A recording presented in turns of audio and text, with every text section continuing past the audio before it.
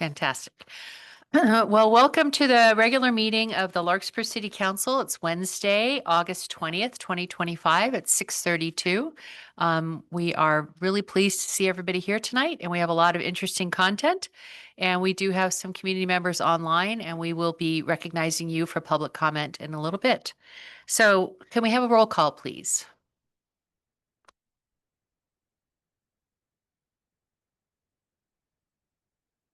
Councilmember Margulies, Here. Councilmember Paulson, Here. Vice Mayor Andre, Here. Mayor Way. Here.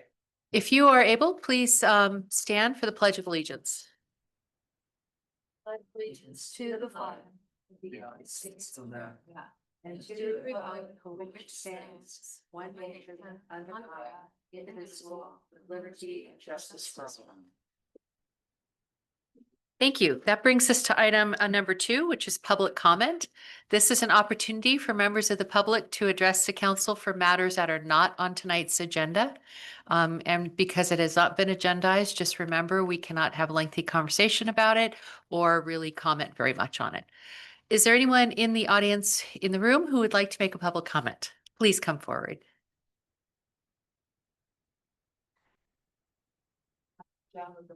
Larkspur.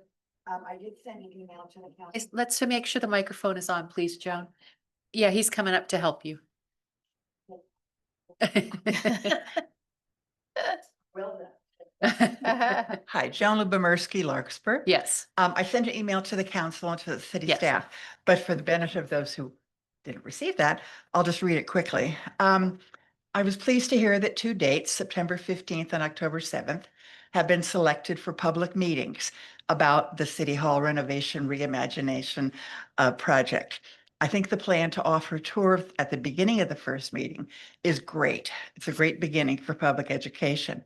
But since this is less than 1 month away, I'm concerned that no advertising, social media, mail, emails have happened yet. I mean, there's no website with FAQs, Q&A, and like that. And people are wondering what's happening. I mean, I had lunch with some folks who said, what's happening with that?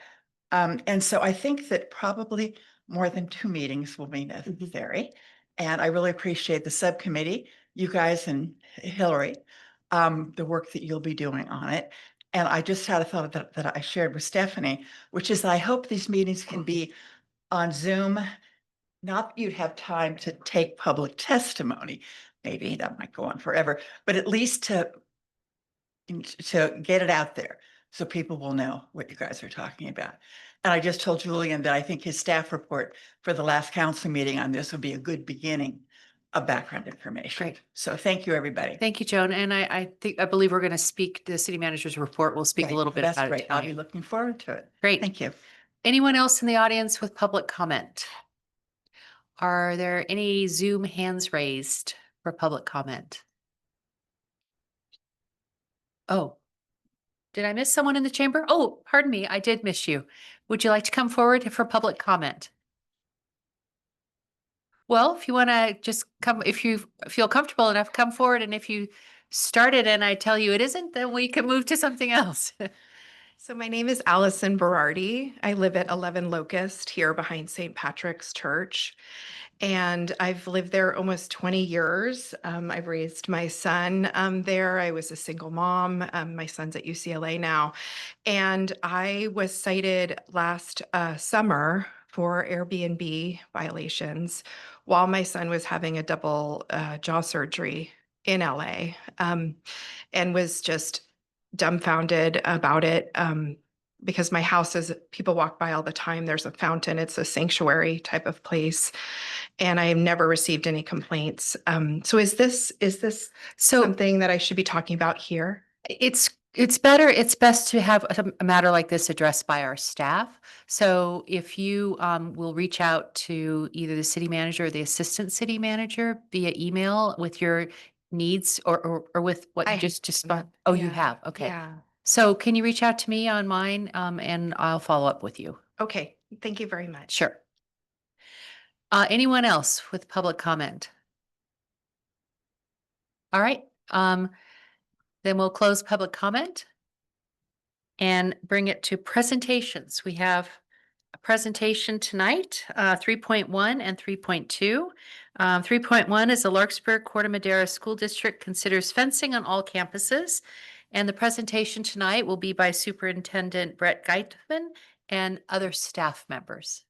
So we do have a printout of what your discussion is, but Excellent. are you comfortable standing there and doing the presentation? I am, absolutely. And how I kind of like to do these things, if it's Sure. all right with you, if it is pretty lengthy, and I know we did discuss that you would probably not be reading every particular slide, but Mhm. if a council member has a question before we have questions from the audience, I'll just pause you and let them Great. ask it. I find that that's a more effective way of us getting a dialogue going. That sounds great. Okay, All right. thanks. Council members, thank you so much for welcoming the Larkspur-Corte Madera School District here this evening. As was mentioned, my name is Brett Geithman. I'm excited to serve. This is my 9th year as superintendent of Larkspur-Corte Madera Schools. It's just a phenomenal place to live and grow. And so just wanted to share that highlight there. I also want to introduce our team. We have Ava Fruin here, who is a trustee on the Larkspur School Board. We also have Dr. Megan Atkins, who's our district business official. We have Natasha Chalmers, who is a lead on our school safety task force. And we have Lyanne, who is a part of QKA Architects. Fantastic. So if we have yes. any questions, who we have the team We here have to answer. experts from all angles here tonight, yes. And so as was mentioned, what we're doing is we're gathering a lot of community feedback and input on the potential of erecting fences or fencing structures at our 3 school sites. We had a number of events that took place last spring and really wanted to bring it forward today. As was mentioned, I'm going to skip over a number of slides. A lot of them are for background. I think what will really tell the story is these are the timelines on these first 2 slides. One thing that the Larkspur-Corte Madera School District values is community input and feedback. And so we have a lot of different mechanisms for that. One of them comes in late winter, early spring, called the LCAP survey. And that happened, the one that I'm signaling to right now is from March 2023. And that particular survey year, what we found is that 25% of parents had concerns regarding school safety measures. So that was a red flag for us. That was something that was unusual that we hadn't seen before, that high of number. So what we did was we held a coffee chat to learn more. People like Natasha Chalmers joined our school safety task force and have been at it since. In May 2023, what we did, that task force was really kicked off with the initiative to dig into this issue deeper and come up with an action plan that we could implement throughout the school district. A part of that, at that same time, we had also written a grant. It's called the Stop School Violence Prevention Grant. It's a federal grant. We were awarded $900,000 from the federal government aimed to improve school safety. A lot of this came in the form of staff training as well as other features in our campuses. So we were able to use part of that to partner with Hanover Research. It's an East Coast firm. And what we did is a series of studies with them.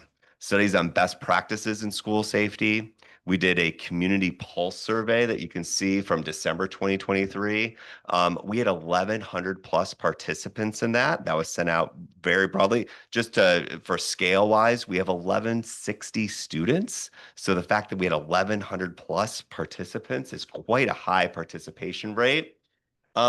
And so taking a look at those school safety best practices, taking a look at safety perceptions in our community, we also employed the Keenan threat assessment team. So Keenan is our insurance provider, and they have experts who work in school safety and security. These are typically current or ex-law enforcement or military personnel. They physically walked through every inch of our campuses for 2 full days and identified any potential areas of improvement. They watched students come onto campus. They watched students leave. We had 1 red citation. So there were a number of suggestions that they had throughout this, but you'll be able to see it's in that research that's there. It is red in the handout itself, but the red citation is the lack of perimeter fencing. When we go back to that survey that was conducted in 2023. In the top 3 areas that the community had recommendations regarding our schools was around the implementation of school fencing, that our campuses were too open. For historical purposes, I think it's helpful to know that, gosh, this is probably 8 years ago or so, we had an arrest made right outside of our campus. There was an individual who traversed through Hall Middle School during the school day who had a firearm. A staff member noticed that this person was not supposed to be on campus, called law enforcement. That person was then apprehended and did serve jail time. And so there are situations like that are severe, but then others as well that happen on a semi-regular basis. So anyway, we got that survey again from Keenan, or that analysis by Keenan. Their one recommendation, again, red citation, was fencing. We also had a climate assessment to take a look at school climate in 2024. And then we started creating with our school safety task force based on all the data that we received from Hanover and all the data that we received from Keenan. What we did was we created a priority list. So we took a look at what features are in place, what features are in progress, what features are not in place, and then prioritize them by semester. We knew that the fencing would be a major undertaking, even though it was a red citation, but we did want to get started as a task force to address the low-hanging fruit that we had, some simple mechanisms that we could put in place to increase school safety. What I'm happy to share before I dive into part of this is our last LCAP survey. Between 94 and 97% of students across our district reported that adults know what to do in the event of emergency. That is an exceptionally strong statistic. And so we have made great improvement. However, this continues to be an area of concern. So what we did is in May, we started our feedback sessions, and this is another element of those feedback sessions itself. We, of course, engaged our school staff, parent community, and broader community. We've advertised these in the IJ, social media, community blasts, all types of ways to get as much input and feedback as possible. And I'd like to zoom in just on those May survey results, because I think that they highlight some of the trends that came through. Again, this is all just background information. So this one right here, if you take a look, we have the perimeter fences versus interior, and here's what the difference is. Interior fencing secures the interior of the school. So what you can do is you can take existing buildings and structures and you can attach them with fences to then secure that interior of the school. The perimeter fencing then creates that perimeter around the larger space, like a playground type of area, right? And so what we did is we looked at both different models. You can see here, I'm just going to zoom in on the staff one, that between 89 and 95% of our staff members preferred the perimeter fencing. And the perimeter fencing, right, when we think, of course, taking a look at interruptions and things that can happen during the school day, potential threats or other things, but then also the safety of the students while they're in school. I think everyone, I'm sure, is well aware, all three of our schools are next to waterways. When we have a student who might become dysregulated, may run off campus, there are many ways that that individual can run from campus. By having waterways, it creates an extreme safety concern. We've worked very closely with Central Marin Police Authority, who have had to deploy helicopters because you don't have time, right? When a student, especially a young one, is missing from campus for any length of time, it's all hands on deck. And we have a wonderful partnership with law enforcement, but it does create quite a challenge. So there are reasons for both inside and outside purposes of having the fence. So ornamental was clearly the preferred versus the chain link that was in there as well. We've had discussions about this at several board meetings since. We had it at the June board meeting and again at the board meeting last week. Hanover Research also joined us last week as well to have this in-depth discussion regarding the research that they found. One of the frameworks that you'll see that's within those slides before this is called the CEPTED framework. That's a national framework. We've had some of our staff attend national conferences with our school safety grant to really take a look at how do we provide the safest environment for student learning. Because here's what we know. Learning can't take place, activities can't take place unless your basic needs are met. When your basic need is safety, right? And so our concern is we really want to ensure that our students and our staff and our community members that are present at school feel safe coming through school and have that opportunity. Can you elaborate just a little more Mm-hmm. on what the Central Marin Police consultation has been also? Yes. Because you've talked about Hanover, but they would be the first responders, our Central Marin Police, should there be an incident. And are they clear on what your plan is also? Absolutely. Okay. So Chief Norton, we partner very regularly. Chief Norton has actually been to some of our board meetings and has shared publicly that this is the strongest partnership he's had with the school district that they've seen in existence, because we do talk all the time. When I asked the chief particularly about this initiative, his response was along the lines of anything to support school safety, right? Central Marin Police supports. And also he talked about the ability to utilize community resources like police, and other first responders in a very strategic and intentional way. When we have ways that can reduce resources being taken from one element of our community to another, those are things that we should employ. So the idea of the helicopters and other responses when we could avoid those things. Was he able to provide any input about access points that Central Marin Police may need to have? Let's say they need to enter campus in an emergency. I don't, We did not get the specifics about Okay. access points, but what we have done is in designing these fences, we have a variety of access points throughout. Interior panic bars are a very common thing, right? So that no one is, in a sense, trapped in any sort of space. But then also there's sliding gates and things of that sort from different points on campus. That is absolutely something I can follow up with the chief on.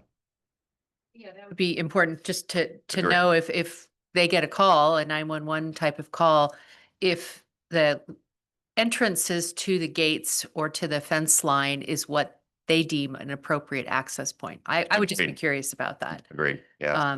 And the same with the sliding gates to make sure that they meet the qualifications now of the sliding gate safety for schools that Damon Connolly put forward.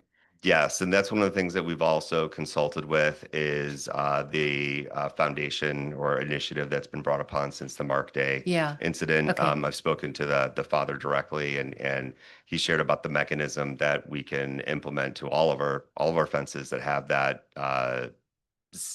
our concern, and it's a very inexpensive piece that all school districts and all organizations should greatly consider because it can save lives.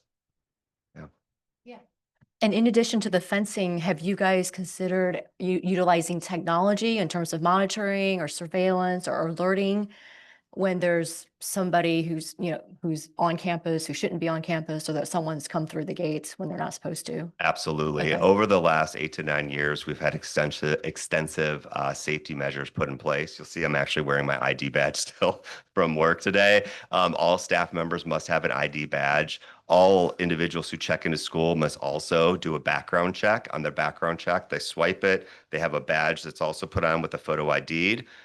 Should there be an issue with the background check, they will not be granted access to school. We've implemented cameras across all sites. All of our cameras also have AI software for detection of any sort of threat. I won't go too deep into that, but I can speak offline about how that works. We also have limited access. That was one of the low-hanging fruit, is the ability to have restricted access to our school offices so that people are buzzed in. There's cameras there. We have Share 911, where every staff member has the ability to contact law enforcement and communicate with one another in the event of an emergency. Every classroom has walkie-talkies. There's a lot of safety procedures, but the one thing that I'd really like to stress that we've learned throughout this entire process, and I think safety is always going to be evolving, right? Like there's always going to be something new, and you're never a safe school or a safe organization. There's new technology and ways you can improve. One thing that I've learned is that all of these different pieces are interdependent, right? There's not one single safety measure you can put in place that's the end all be all. It's having a comprehensive system that fits within a framework. The framework that we've used and we've looked at is the CEPTED framework that's in the packet this evening. This is a federal framework as well as one that's endorsed by our insurance provider and the framework that they've used, and also research-based with Hanover Research.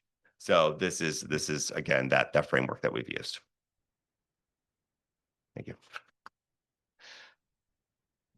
The quick, very basic question. Can you I mean, I'm assuming Neil Cummins is an inside fence and a perimeter would actually go out to like Mohawk. Can you explain the distinction a little bit? And I thought the community input was helpful, but maybe a little bit more about what insurance companies or public safety says about how these are preventative and helpful. Yeah, so part of it is, the perimeter fencing is the recommendation that's coming from our insurance company. The perimeter fencing it's a way to slow down anything, but also to direct individuals, whether they be community members or visitors, to the appropriate place to check in on campus. As I mentioned, we do a background check of everybody that arrives on campus, whether they're volunteering or just stopping by for an assembly or event of some sort. This provides that funnel, right? So that people know the exact spot to go in. Also, with the perimeter fencing, it really helps with the safety and security of students who might become dysregulated at sometimes. So there's different other things happen too, right? Like there was, if you remember, probably about a decade ago, there was a horse that got loose and ran through Hall Middle School. So like there are a lot of things that can happen. So it's not always there's a variety of things. And what this does is really protect that school, the school itself. We've had issues at Neil Cummins. This is a regular thing where it will be during recess. An adult will drive through. It's an e-bike. They'll ride through on their e-bike right through the playground. I mean, that's a really dangerous, not an e-bike, right? That's a really dangerous situation, right? Or someone will come on campus with, 4 dogs. And again, that's a dangerous situation. It can be a dangerous situation. So what we want to do is provide that safe environment, but also ensure community access. So that's a key feature. Once we get to the actual maps of the schools, I'm going to turn it over to Dr. Atkins, who can really talk about what does community access look like, because we strongly believe that schools are the hub of a community, right? This is a relationship where we have, right? We want community members on our campuses, and we want to continue to encourage that. Just a quick one. We have in our jurisdiction, Larkspur-Corte Madera schools are 3. Correct. But our kids also go to Basich and Kent. Are they working on something similar, or are you familiar? Yeah. So if you there's actually a photo of Kent in our presentation this evening. It was we blocked out the name. It was a way for us to reduce costs on the renderings. So one of the last vehicle gate that you see there is actually Kent. And they've also yes. So it is a very similar type of format. Whereas if you drive by Basich or Kent, they also have perimeter fencing. Yes. If there are no more questions about the background, and again, I can entertain them anytime, I'd like to turn over to Dr. Atkins and she can show you the maps and what those particular plans are. Okay, great. Thank you all so much for having us here this evening. So we are going to start with our partnership with QKA, and we have Lyanne here. So again, our architect to answer any questions about the design. Well, we have partnered with them to develop these renderings for you this evening. And the way it'll go through, for each school, we'll have an overview of the campus, and then we'll zoom in so we get a view of what it'll look like from both inside and outside of the campus. So starting here with Cove, it's kind of hard to see, but the red line areas are the suggested new fencing. So you'll see at the front of the school, there's some suggested new fencing. And this is around the blacktop area. In addition, on the interior side of the campus, there's some suggested fencing. This is, again, as Dr. Greithman said, to make sure the interior of the campus is secure at all times, but that we're able to open up the playground before and after school on the weekends so that we continue to have the partnership with our community. You also see some additional fencing on the backside of Cove Park. And again, that's just to secure the interior of the campus. We'll still have complete access to the park. And then, so this will be looking from the black top. So if you're a student who's on the black top, you'll be able to see we have this fencing that will remain closed at all times. That's the interior fencing. But our exterior perimeter fencing will have push gates. So again, they'll be open before and after school and on the weekends. So the blacktop area can be accessed by the community. And this, again, this is a view from the park looking into the school. So you get an idea of the ornamental fencing and what that will look like. We are suggesting 6-foot fencing. So it looks a little bit, the perspective here looks a little bit smaller, but it is 6-foot fencing that we're recommending. And this is again the backside of Cove where Cove Park is. This will again secure the interior part of the campus, but remain at full access to the park. Any questions for Cove? No, Okay. thank you. All right, this is Hall Middle School. So what we know with Hall right now is that we have a large amount of chain link fence. So we're going to recommend that that stay in place. We will not be recommending changing the current chain link fence, but adding here, you can see alongside here, closing off ornamental fencing on this side of the park. Here along the parking lot to the loop, recommending ornamental fencing. We will have a vehicle sliding gate here. Thank you for the suggestion of partnering. And just making sure that's appropriate access. The front of the school, we will have the ornamental fencing there. I don't know if you've noticed that we have Refugio has been doing beautifying our campus, so we're really excited to see that. And again, here we'll have this gate here that will close the interior side. And to zoom in, so you can see the back side of the campus will not change. That chain link will stay there, but recommending the ornamental fencing in these red line areas. And again, looking from the police station over into the backside of the campus, you can see the recommended 6-foot ornamental fence in there, securing that area, but leaving the chain link in place that we currently have. This is at the loop, so you can see we have another vehicle fence closing off the parking lot, but the loop will remain open. That's where Grace goes, right? Grace goes to Neil Cummins and she. And then this will be the front of the campus. And again, this is going to be full of beautiful plants very shortly. We appreciate everybody's patience as we're going through, but this will be the front side of the campus as well. And that's all. Any questions about Hall or feedback? No, thank you. Any questions? Okay. Okay, and then Neil Cummins. So you can see here, the major suggestion here also will be the ornamental fencing around the blacktop to secure the perimeter. And we'll complete, there's small red lines that you'll see to complete that interior, so that will remain closed. If it's for after school weekend, we'll open up the blacktop to the community. And we will recommend that we put in a sliding vehicle gate at the front of the campus and move all the visitor parking back. This is the view from the park into the school site, again, securing the blacktop for our students and our staff. This is from the blacktop in, looking out of the campus. And this is the Kent. Yeah. Still in rendering, but just to give you an idea of what the vehicle access gates will look like on all 3 campuses. And at the Neil Cummins, how will that affect their after-school care program that's there? Is that going to also be fenced in those We portable will- classrooms? The portable classrooms, the interior part will Yeah. remain closed in, but we will open up the blacktop area. Okay. Yeah, Sarah, go ahead. Thanks. I have a quick question regarding the fenced-in access points for vehicles. So those are closed during the day, the days that school is in operation, sorry. What happens if a student is sick and needs to go home, or somebody's coming to the school during the middle of the day? Particularly, I think, Paul, there's nowhere, are they gonna just pull over on the side of Doherty and the student is gonna be escorted out through the gate? So for Hall, the public parking will be moved back to Piper Park, is that right? Okay, sure.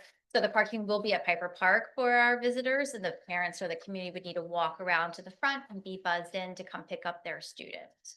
Okay, And at Neil Cummins, again, the parking would be outside of the vehicle access gate, but you would be able to be buzzed in, walk in through a pedestrian gate next to the vehicle access gate, walk in, pick up the student, and then walk back out through the pedestrian gate to the parking. okay. Okay, thank you. Yeah, thank you for the question. Any other questions by us? No. So this presentation was for information only. There's no action required by us. Would you be open to taking some comments or questions from the audience? We would love that. That is why we're here. We would love the feedback. And also that your material as where people who may be watching this later can reach out to you if they have questions and concerns.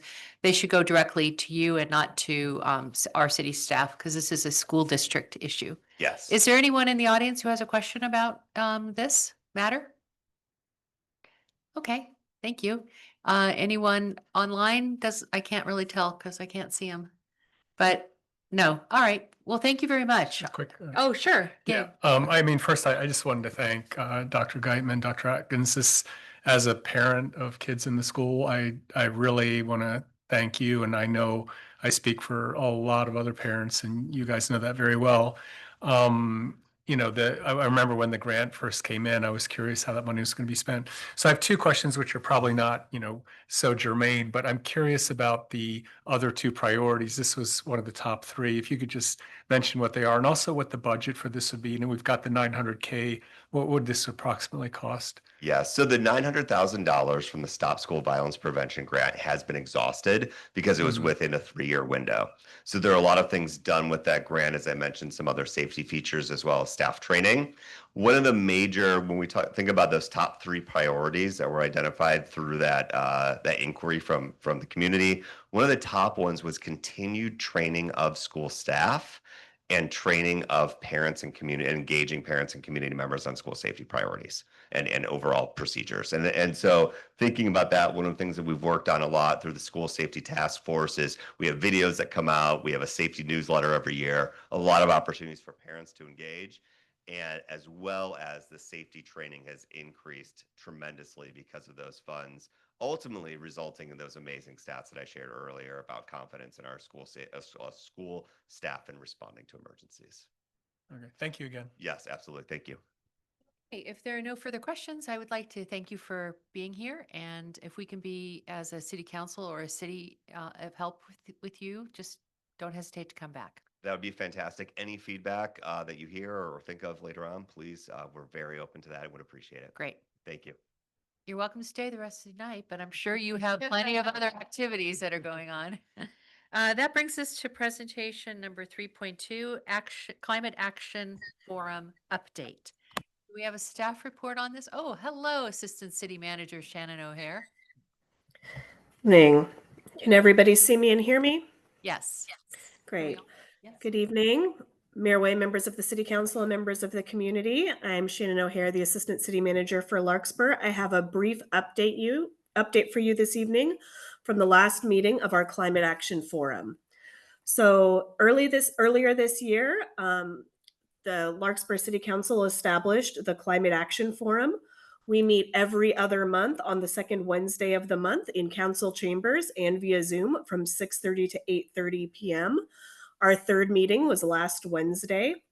And when we established this forum, we promised that we would report out to council and the community after each meeting to keep everyone informed of the forum activities and our progress on our climate action goals. So I have a very brief recap this evening. I have 3 things to report out. The first is that we were joined by Barry Vassar of the Climate Center. He provided a presentation on state level regulations and initiatives, which was very exciting. It's our first outside presentation. One of the goals of the forum was to allow subject matter experts from around our community to share information instead of it being only a staff-driven exercise. So it's great that we already have some interest in information sharing from outside sources. The second thing I have to report is that the main topic of the forum was the agenda item we have later this evening about the proposed second reading of the ordinances. I won't go into detail for that because we have a public hearing shortly and I'll reserve that time. But there was a lot of interest from forum members, and I think folks appreciated being able to talk amongst themselves without the constraint of the public comment guidelines that we have and are required to have as part of the Brown Act in a council setting. And then the last thing is that we've had interest from members of the forum to revisit our leaf blower ordinance that was passed just shy of 10 years ago in the city of Larkspur. For folks who weren't around a decade or so ago like I was and lived through it, Larkspur, yeah, some folks have.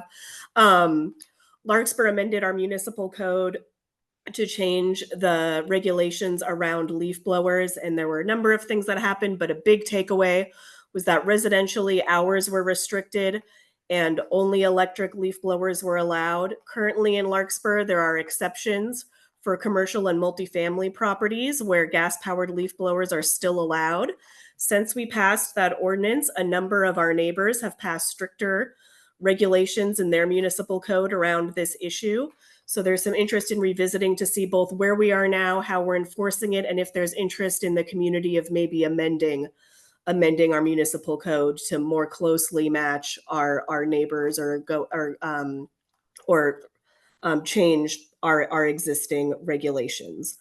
So there's interest from Vice Mayor Andre and Councilmember Margulies in making sure that it is agendized fully for a robust conversation at the next forum meeting, which will be the the second Wednesday of October, which I believe is October 8th. I'm correct.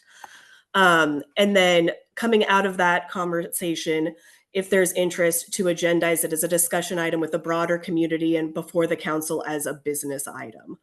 So that will be great. We have a pretty packed September for the city council. So it looks like things for now might be freeing up or subsequent to the October meeting. And so that is all I have to report out about at this time. And I'm happy to take any questions from any folks that might have them about our forum. If you're interested, cityoflarkspur.org/climate has all of our materials, and we'd love if you would join us. Thank you. Thank you very much. Would Councilmember Margulies want to add anything to that since you are the representative for the committee? I think that Shannon summed it up that, this item has been on our agenda now a couple of times and has been sidelined due to other agenda items taking precedence, but it's definitely something that the forum is consistently interested in revisiting or asking Great. council to revisit. So agendizing it at a future meeting, I think will be what comes out of our next council meeting, our climate action forum meeting. Great. Any questions on this presentation for the council? Any questions from the audience on this presentation? Knowing that we're going to have a big talk at 7.1, the public hearing. Yes, sir. Yes, you may. Shannon, can you see everything in the audience, in the chamber okay? Okay. Yeah. All right. I'm David Muller. I live here in Larkspur. And I don't really have a question so much, but I just, again, want to emphasize the value of the council having formed the Climate Action Forum. As Shannon said, this was our third meeting, and each meeting has been well attended, some on Zoom, but most in person. And I think especially this third meeting, what Shannon referred to as this opportunity for real group discussion back and forth, understanding, really helped, I think, prepare both the community and the staff for these agenda items later tonight in a way that just could not be done in this setting. So I just want to, again, emphasize, it took a while to figure out, should Larkspur have some sort of entity like this? What should be the nature of it? We went through all those different formats. There's 3 different formats I think we discussed, maybe 4. And I think this format is really working well. And the continued support of both staff and the council, I think is very high value. And staff's doing a great job of conducting these, and having council liaison is just super high value too. So just wanted to reinforce the value of this thing. Thank you. Are there any comments online? I don't see any. Okay. Thank you, Shannon. Are you sticking around, or I think You're going we've to hear covered more this. from me shortly on right. item 7.1. So Okay. Well, then we'll close item 3.2 and move on to item 4, which is the consent calendar. I have been told 4.5 has been removed from the consent calendar and pulled by staff tonight for another day. 4.6 is going to be moved down to business items, so it is no longer on the consent calendar. Do we need a motion to move that down to business items? No. Okay, so we have removed 4.5 and 4.6 we're going to hear later under business items. That leaves us 4.1, 4.2, 4.3, and 4.4. Do any council members would like to pull any of those? Okay, seeing none. I'll have a motion to accept the consent calendar with that 2 exceptions. So moved. Is there a second? Second. All in favor? Aye. Hi. Anyone opposed? No. Terrific. That brings us to 5, city manager's report. Just a few items for you, Madam Mayor and council members. First, at your next meeting on September 3rd, we'll be bringing back the library project. The council will recall that at meetings in June and February, we talked to you about the fact that there are 2 parts of the project that are still essentially gray boxes that need to be defined and provided budget authority. So at your meeting in June, the council instructed staff to work with a landscape architect to start to create options and choices for the council and the community. Since that meeting, the ad hoc committee that the council has met with staff and with the Commons Foundation and served as a sounding board so that the landscape architect could refine choices and recommendations. And so those will all be coming to you to talk about on the 3rd. And what we're specifically talking about are the area between the library and the parking lot that was made much larger when the council decided to move the parking lot farther south from the building, creating more of a gathering space. That still needs to actually be defined and budgeted. And then also the area that we anticipate partnering with Refugio to create a teaching garden or an instructional garden, that whole area needs to be evaluated and assigned a budget. So my understanding is the consultant, I know Mr. Skinner, our Public Works Director's here. I think he's building you sort of a la carte menu of choices so that you can give him feedback and then he can refine and present a final product to you. So that's on September 3rd. You heard a public comment sort of preemptively telling the public that we are planning to have 2 meetings, one in September to further the conversation about City Hall in meeting with the ad hoc committee that the council signed, which is mayor and vice mayor. A decision was made that we would offer some tours of the entire building, including the secure areas. So we tentatively anticipate the meeting will start at 6 p.m. on September 15, which is a Monday. I say tentative because since we're going into secure areas, I have to arrange for enough staff to escort public into secure parts of the building. So I have, as soon as I know for sure that we have enough, I'll firm up the time as 6 p.m. I anticipate from talking to staff that there'll be quite a bit of advertising about the meeting starting at the end of this week and then going on for next 3 weeks. And then lastly, we are working with the Chamber of Commerce to make sure we have a safe street closure because folks I think are starting to be aware of the wine strolls coming in September as well. So with that, Madam Mayor, I turn it back to you. Do we have any questions, council, of that? And just the ad hoc committee for the library, that's been an ad hoc committee now for a long time that met for this item, is myself and Councilmember Candell. Okay. And we were at all those meetings in discussing the landscaping plan. Great. So that brings us to council members' reports. Does any of our council members have a report? I have a couple of things to Sure. say. Great. Let me just go to my notes quickly. So just wanted to report out to the community some of the activities I've been involved in. The first one was that I visited last week with PG&E. I went to their Hazard Awareness Control Center, which has been in operation for 7 years. They actually have a full-time meteorologist on staff, so they're way out ahead of a lot of other utility companies. Obviously for good reason. One serious incident could bankrupt PG&E. So they may be the most advanced utility provider in the nation that are now being visited by others to look at their operations. It's a really impressive operation. It's in San Ramon at their conference center, but they are managing 70,000 square miles of territory and was told that they have 10,000 miles of wires, which is actually the same diameter of the Earth. Oh, wow.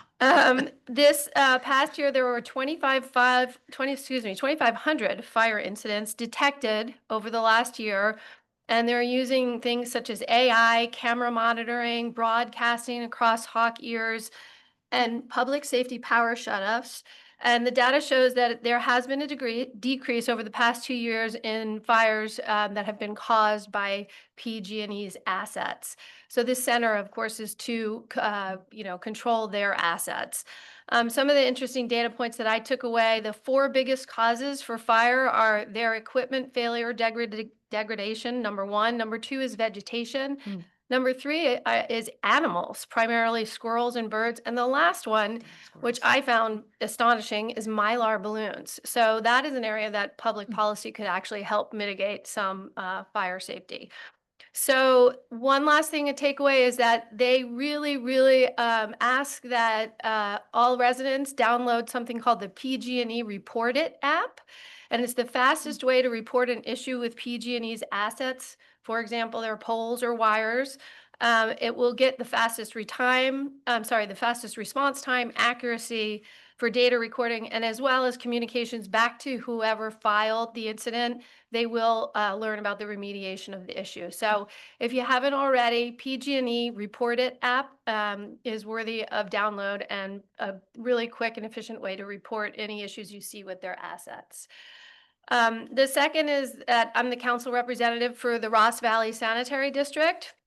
And as you may have seen in the Marin IJ reported on August 16th, the district is proceeding with an ambitious plan which could create more than 300 new residences at the decommissioned sewage plant located. It's a 10.7 acre site located at 2000 Larkspur Landing. So they have issued a request for qualifications from developers to complete entitlements for development of this land. So I think this is an exciting opportunity for us to see some hopefully affordable housing developed inside of Larkspur and help us meet some of our goals under RENA. And then last but not least, my Vice Mayor Way and I visited with Marin Sanitary Service on August 18th. They have pretty impressive operations over there, supporting their waste recovery management business model. A large part of what they're doing is trying to educate all their customers on the important laws such as SB 1383, which makes composting mandatory. So if you didn't know it, it is illegal to throw compostable items in the trash. And right now they're seeing about 40% of our landfill today is compostable matter. So we all need to do better at composting at home. They have been forward thinking in recovering food to feed people and animals, as well as recovering plastic and glass for reuse and downcycling. So plastics, I learned, that are recyclable here in Marin County through Marin Sanitary Service are only those numbered 1, 2, and 5, for those of you who are curious. And just wanted to shout out that at the end of September, they're having a Customer Appreciation Day, and they'll be providing up to 64 gallons of free compost to any residents. They're doing free paper shredding, and they'll have a tour of the recycling facility. It's a very educational experience, super informative, and I encourage anybody who has interest in that to attend. Great. To that 2000 Larkspur Landing, on our website, there's a lot of documents about that plan that has been in the works off and on for probably 25 years. So if people are curious about the history of that, it is still available on our website to read about. Yeah. Any questions of anyone else? Do you have? Yeah. Yes. Just two small announcements. So I was at the Smart Board meeting today, and kind of the overall stats, there's been a lot of boosterism, but the bottom line is there between 2019 when Smart opened and this year, there's been a 57% growth in ridership. So it's now up to 1.1 million riders per year. And the part that was kind of surprising and encouraging is the paths that we built on the side. And there's a bit of news in the media now, with some of the entitlements and rights to get those paths built.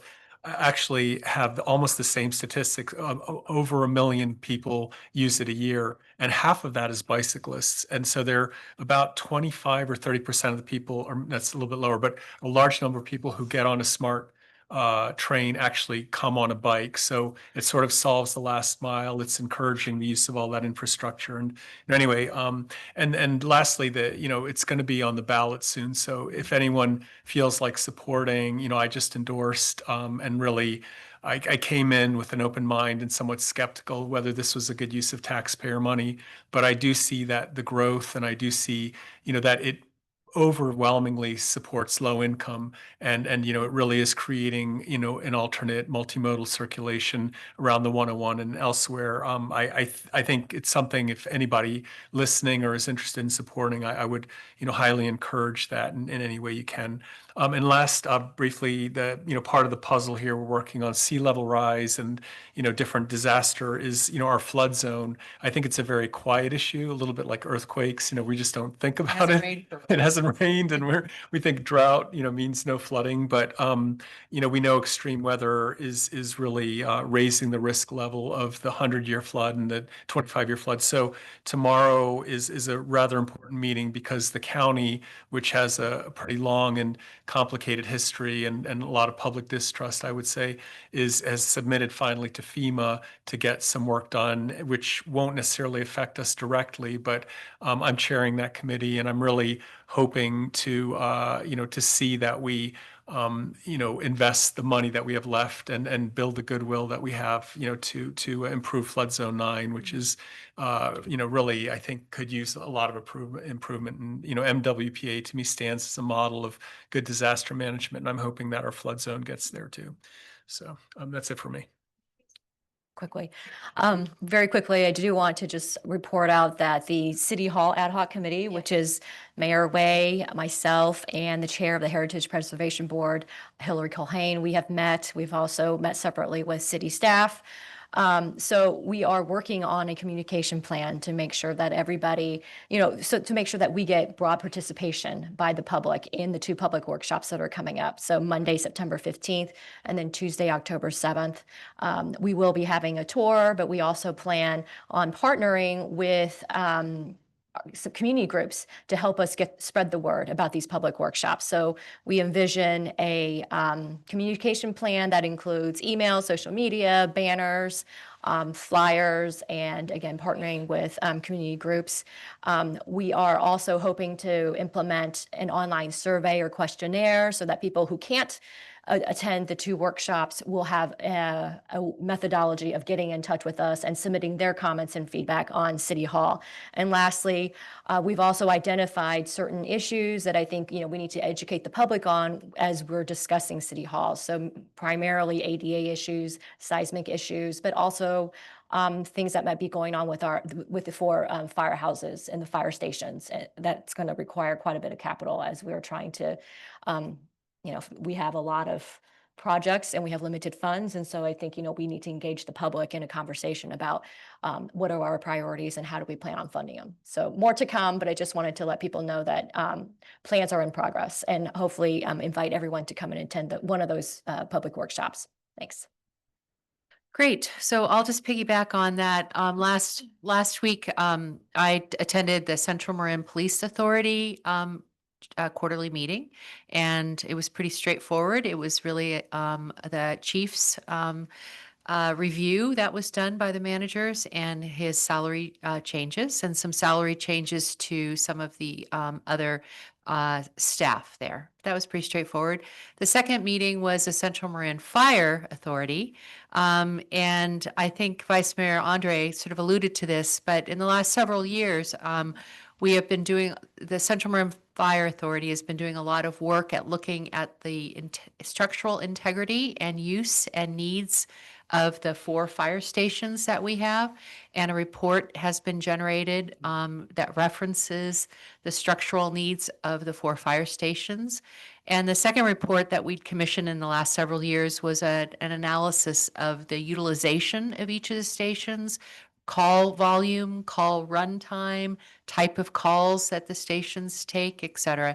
And if anybody is interested in that, if you go on the Central Marin Fire Department website, those reports are available there under the agenda items. Taking both of those reports and now determining what we do and create a plan for that is the next step. So at the meeting on Thursday, the council members from Larkspur and the council members from Corte Madera approved going forward with the next step, which is really an assessment plan of what we do as far as if this becomes a matter for the community to vote on as far as a tax, or we don't really know where it goes now. But those were very eye-opening reports to me. We have 4 fire stations that all 4 need major renovation or changes to them. So I would encourage people who are interested in our public safety structure to look at those reports that are available. And then the last thing is September 6th is Ember Stomp. I represent us on the Marin Wildfire Protection Authority. I'm also on the Fire Safe Marin Board. Ember Stomp is the third year. It's at the Civic Center. And what every fire agency in Marin County is asking for people to do this year is to practice self-evacuation on that Saturday, meaning you can please come evacuate your family as if you're needing to evacuate. Practice that, practice your go bag, and come to the Civic Center and check in and go to the Ember Stomp, which is a great day. You learn a lot there. But also it's every fire agency is hoping people participate in self-evacuation planning for that day. And I know it's been in our city manager's weekly report, so it will be continued to be promoted within our community too. Okay, so this brings us to item number 7, public hearing. We have 2 public hearings tonight. The first one is the adoption of Ordinance 1088, amending Chapter 15.17 of Title 15 of the Larkspur Municipal Code, and I won't read anymore. Is there a staff report, please? There is. Folks can hear me, see me? Yes. Hi. Good evening, Mayor Way, members of the City Council and the community. I am still Assistant City Manager Shannon O'Hare joining you this evening, this time for a brief staff report about the public hearing related to the adoption of 2 ordinances. They will be second readings that will amend our municipal building code to adopt Cal Green Tier 1 standards. I'm going to go ahead, bear with me, and share my screen. So that you can view my PowerPoint. Are folks seeing my PowerPoint at the moment? Yes. Yes. Okay, great. Thank you. So I want to provide just a brief update for folks about why we are here this evening. We had a very unique legislative cycle this last year where there was a bill that was ultimately passed that changed cities' abilities to adopt statewide code updates, approving building code amendments beginning October 1, 2025, and limits our ability to do so until June 1, 2031. This is significant because Larkspur has been waiting for the 2025 statewide code cycle updates, particularly the Cal Green updates, to consider amendments. With these changes, the last window of opportunity to update our codes is this summer, and that's why we're having the second reading this evening. It required 2 meetings to pass the Cal Green updates. The first meeting was the special meeting in July, and the second meeting is this evening. All up here, there's 2 different code amendments that passed the first reading at the special meeting. The 2025 California Green Building Code Standards code at Tier 1 level, that's Ordinance 1089, as well as the 2022 California Green Building Code Standards at the Tier 1 level, which is Ordinance 1088. This may be a little bit confusing for folks looking the first time at why we are doing these 2 different cycles from different years at the Tier 1 level. It is because we are on a time crunch and there are energy studies that we need to submit as part of any amendments we do to our building code. And the 2025 Green Building Code Standards, Cal Green at Tier 1, has less data available than the 2022 California Green Building Code Standards at the Tier 1 level. We need to submit any changes to the California Energy Commission, which is usually done on a timed process where when these are released and adopted, they work in tandem and in sync with these studies. Because of this timeline the legislature has put us on, this is now a little bit off cycle, so not all of the data is ready. So there were some questions at the last meeting about the general costs of electrification and what exactly is in Cal Green Tier 1 standards. It is a multi-100-page document that includes many, many different provisions, but I can provide a couple of takeaways, and I'm also happy to answer any questions from members of the council or the community after I'm done with this presentation.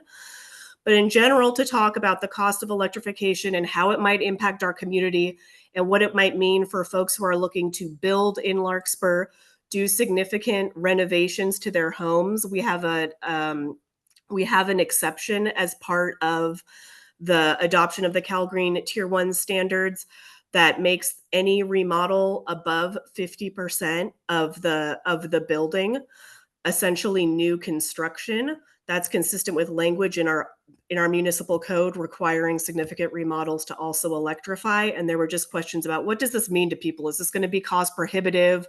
How will it impact folks? Are we really thinking this through? So I can say that in general, most studies show that all electric new construction is often cost effective or at cost parity at the time of construction. The California Building Code standard update, including Cal Green, go through a significant process at the state level in the development and review by multiple stakeholders and parties where cost effectiveness is a consideration. Cost effectiveness studies must be submitted to the California Energy Commission as part of the adoption of building code amendments. This includes life cycle savings, not just costs at time of construction. And I do want to add the caveat that cost effectiveness studies represent analysis of cost effectiveness at the policy level, not at the project level. So although these provisions are thoroughly vetted, it doesn't mean that the adoption of increased building code standards wouldn't make a single project, more expensive. It may very well be the case that on an individual project, enough things coalesce to where building materials available, staff available to construct a new building, it may be more expensive than if there were no restrictions on a project. I don't have this in the PowerPoint, but I do want to address another part of this, which is the reason we're bringing this forward is that it furthers our climate action goals in our climate action plan and in our general plan document, in our sustainability element, in terms of the goals we have to reduce our greenhouse gas emissions. So although we're talking about cost effectiveness, and we certainly don't want to burden folks with increased energy bills or make it impossible to build or do significant renovations to a home in Larkspur, there are also externalities and other costs, and certainly the costs of climate change are going to be very, very big. Earlier in the council meeting, Councilmember Paulson was talking about sea level rise impacts, et cetera. Prevention, all of the climate change we can prevent will be much more cost effective than mitigation measures we have to do later. And so that's something that's just one of those externalities, and why we're doing this. We're trying to account for and correct for what for maybe colloquially would be considered a market failure to meet all of these all these considerations for impacts on the climate. So should the council move forward with the second reading this evening, I want to let folks know what next steps would be. So Larkspur staff will work with the consultants responsible for the cost effectiveness study and the California Energy Commission staff that I've been put in contact with to submit all the required documentation and data that's needed for them to consider Larkspur's adoption of the 2022 and 2025 Tier 1 codes. Any provision in Cal Green that may not have appropriate cost effectiveness studies needed for approval will be evaluated by staff to determine any electrification goals that cannot be met as a result of lack of approval and significance in terms of GHG reductions. There are other avenues that may be available to us if desired. For example, using the authority we have in our general plan and using provisions in our general plan to bring code amendments that could then be considered by the California Energy Commission. I got questions from council members and from the community about, okay, so there's some data holes here that might be in the Tier 1 codes where there's not cost effectiveness studies for everything that's in the codes. What are examples of that? There are numerous examples, but I can provide a couple, and why staff will evaluate if we don't have the proper data, why we might see if we want to go ahead and add those provisions to our municipal code by another means. One example is cool roofs, and that's basically certain ways that you design a roof so that there's either insulation or reflectiveness of heat that makes it more energy efficient. Cool roofs may be great. We may need cool roofs, etc. For a small city like Larkspur, staff is going to work with our community development department, our building division staff, as well as talk to folks we've been put in contact with who do the cost effectiveness studies and the CEC to see how common this would be or what the use case would be for the city of Larkspur. Another example involves, excuse me, I have another example here, involves warehouse dock seals, which also might be a great provision for energy savings. But the use case for Larkspur might be pretty small versus if we were a larger jurisdiction like the city of LA. So staff will be evaluating that, exploring that once we submit this. In a perfect world, we would have done all of this before bringing this before the council and the community, but we're under a really tight time restriction where that wasn't an option. And then in tandem and subsequently, staff will work with our community development staff to review how the new code adoption will work in practice in Larkspur. I'm giving this presentation. I do want to acknowledge the contributions of our city attorney's office, our partner agencies, and our building division staff, including our chief building official, Bill Hansel, and his help putting together all of this material and helping us all sort through this in a very short amount of time. And so that concludes my presentation. Thank you, Shannon. Go ahead and stop sharing my screen, and I'm happy to, or I think the city clerk might have to take away my permissions from sharing my screen. No, you're good. We don't see your screen anymore. Okay, Thank I'm you. happy to answer any questions anyone Great. may have before we open the public hearing. Before we open the public hearing, I would like to offer for council members to ask you any questions first. Are there any questions or clarifications you have? No? Okay. Yeah. Gabe? Yeah. Yes, thank you. Thanks for the good summary there, Shannon. I was not here in July, so I hope these aren't, too basic questions. But if you can go back to, I'm trying to understand. I was looking at the distinction between the 2022 and 2025. So my understanding is the green building standard is it has many other provisions besides, CO2 or greenhouse gases. For example, there's a construction waste diversion, which, is voluntary now. If we vote this in, it becomes mandatory. And it means that, a higher percentage, like 80% of tier 1 has to be recyclable materials. How much of the, Ordinance 1088 is actually addressing greenhouse gases versus some of these other issues? So that's a great question. I definitely cannot provide exact percentages that you asked for among that. And then also, I think there's a distinction here. And it's a really good point that you made that Cal Green also wants to capture other environmental benefits aside from GHG, right? A lot of times we use GHG and environmental benefits interchangeably, and they're actually distinct. So in terms of the construction waste standards, usually when you recycle, right, when you're reusing materials, et cetera, there are some GHG benefits. I don't have the numbers right there. And certainly some parts of the Cal Green standards have greater direct GHG immediate benefits than others. It was a significant, it wasn't the majority of the conversation we had at this special meeting. But a piece of this that I didn't go into depth at the second reading is that although there's lots of uncertainty because we're all new here, I will move this over to the city attorney to address more eloquently. But staff is fairly confident and believes that if we want to amend and dial anything back from the tier 1 standards, where we find that something isn't a fit, that we're much more confident there's a much better chance that we could amend the code that way versus becoming more ambitious, which is going to be, for all intents and purposes, at least through the building code, a no-go until 2031. Okay, that's a good point. And then about the cost, I have to thank David Muller for his usual reaching out and calling and getting me thinking about the issue. But I'm trying to break it down.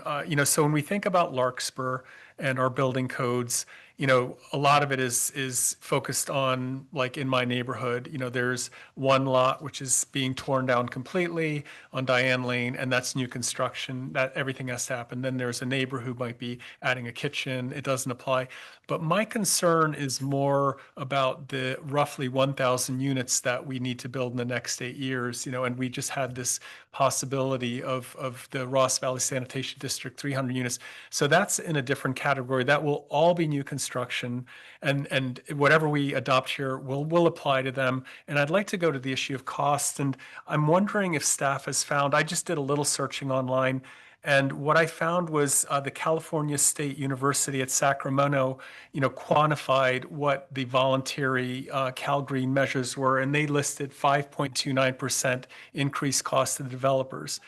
So my first distinction is residential, which I think is a non-issue here. And what we're really trying to do is increase housing in Larkspur.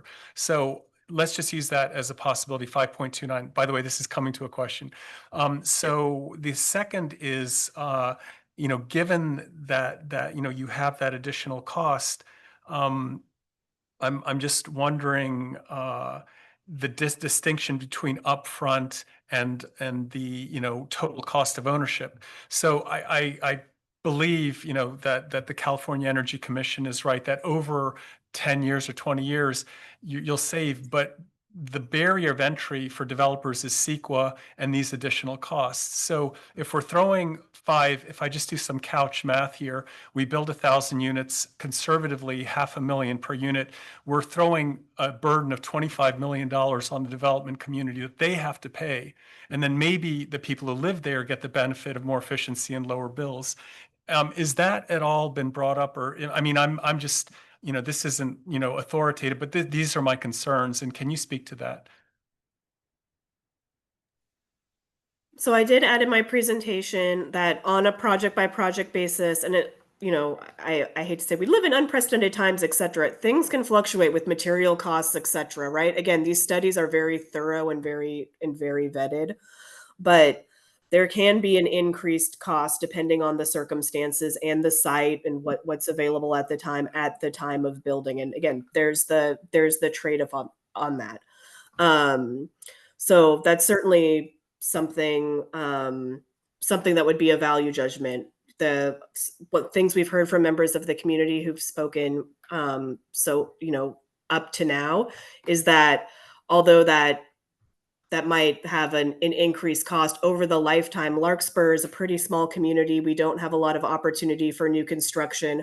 We're limited in what we can do in terms of bringing down greenhouse gas emissions. We can't change what's happening in agriculture as a whole, or even in our community, we don't have a lot of agriculture.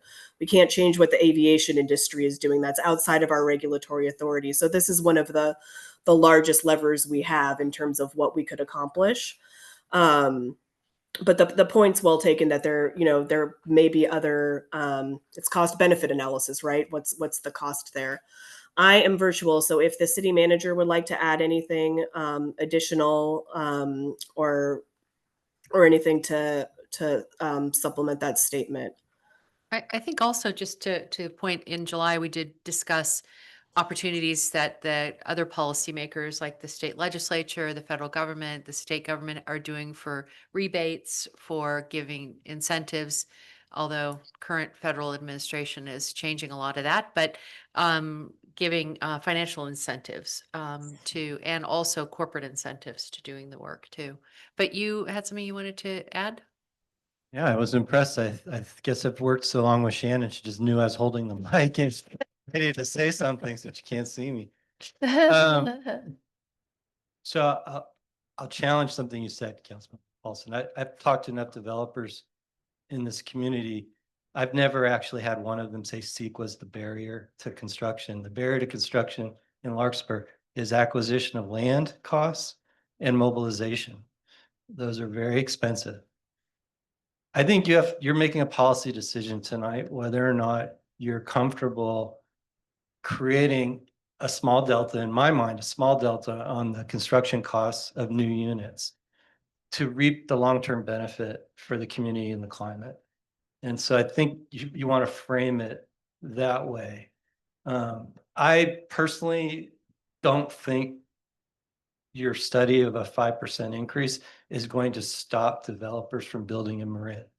That might be a problem in another part of this state, but given the cost of units, once they're constructed here, I feel comfortable developers will find that 5% that they've had to pay. So I just want you to keep that in mind as we go through this. And then I do want to emphasize, Shannon has emphasized it at every meeting, and we've talked a lot with the city attorney's office. If the developers come to you and they say this provision is preventing construction, we believe you can dial it back. But if you don't put it in place now, We can't do. you can't put it in place later for 6.5 years. So we feel strongly you'd be better off putting it in place and then saying, well, we want to dial that down. Yeah, I mean, I think both of those points are really helpful. And, you know, just to clarify my question, I'm not trying to weigh in on the value judgment. I'm really looking for the transparency, because I think people have said, oh, you know, there isn't a cost. If there is a cost, let's just state it. You know, let's say 5.29 is the best number we have. My question to staff was, have you found anything else? Because that's a study I found today. That was really the question. And then whether that is something the developers will absorb or not is entirely different. Whether it's something we should do is even entirely different. I mean, I'm very pro reduction of greenhouse gases and environment, but I also am very pro fiscal transparency. And I want to acknowledge, as one of your staff members analyzing, I think we've talked more at staff about our concern about imposing these additional costs on the 50% remodels. Even though we recommend it, I think it's probably more substantial for the single family home construction, particularly when somebody's acquired that property, to be told they have to incur that cost. Now, I recommend to you, Shannon, who's been working on this for months, recommends to you that you go ahead and adopt it. But I acknowledge that's probably the entity that's going to feel this a little more. Now, all that said, we did look at those numbers and we talked about them last time. And I think last year there were 8 projects that actually crossed the threshold that were of a significant scale. And just given what I'm seeing going on in Larkspur, I think probably those 8 projects can absorb that. Okay, I thank you. probably honestly want to, based on my engagement with some of those owners. You're okay? Okay, good. All right. Since there's no further questions at this point from council members, I will open the public hearing. I guess I'm supposed to do this. Acknowledging that we have had a lot of emails and communication, and all of that has been submitted to us through our city portal and our city staff. So is there anyone in the audience who would like to make a comment about this public hearing and this item? Please join us. I will entertain the gentleman in the front row. So just introduce your name and your comment, please. Yeah, sure. Hi, thank you for providing me this opportunity to share my perspective. My name is Paul Meyerhofer. I'm an undergraduate student at Berkeley, studying physics and engineering. I've grown up in Larkspur all my life. So I've enjoyed the wonderful nature that Marin has to offer, and I hope to continue to do so and that others will be able to. Now, I could go on about the effects of climate change as well as the subtle negative health outcomes due to different pollution sources, but you guys already know all this, right? I do want to remind you that our personal experience with these things are deceptive. You know the saying about boiling frogs. And I urge you not to compare the state of things to last year or even a few years ago, but decades ago, if you really want to see how things have changed. I also want you to realize that the effects are already apparent in climate variability, but we are just at the beginning, and that much of the damage will be rigid, delayed onset, in the sense that once we see things are happening, we should have acted a decade ago. I think a decade ago is a good number here, because it's 2025 and is it 2036 or 2031? That's the next time we can act. Yeah. But right now, and at each point in time going forwards, we have the opportunity to prevent future damage. So of course, though, the care we have for our natural environment and even future suffering is not the whole story. And it seems like the biggest reservation people have is with regard to the economic side of things. Maybe in the past, gas was cheaper. However, regardless of our current administration, the world and the United States are making a transition.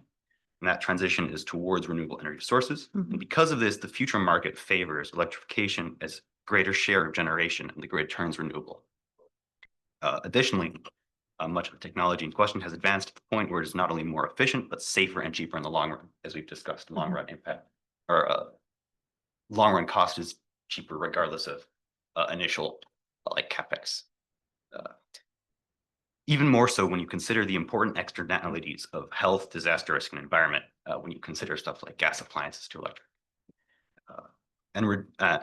If you care about economics and reducing suffering in the world, these matter. And seems like you all do care about this. So when you look at insurance companies and investment firms, you really do see how the economics of climate change are real and the economics of sustainability.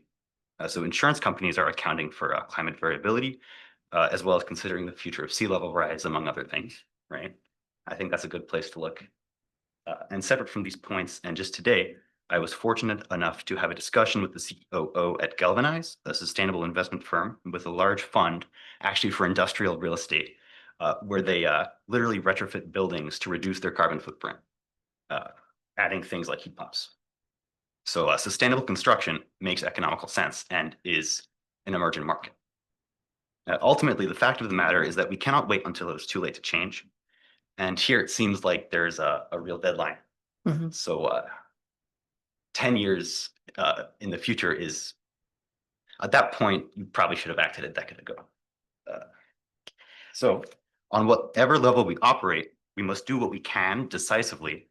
And as we act, we also inspire others to act because they see they're not alone. Can you start wrapping it up so we can have other commenters too? Yes. Thank you. Yeah, so this building code update is an economically sensible step towards positive change needed now. Yeah, thank you. Thank you very much. Is there another person in the chamber who would like to make a public comment? If you can be as eloquent as our previous commenter, you may, oh, we have another young person joining us tonight.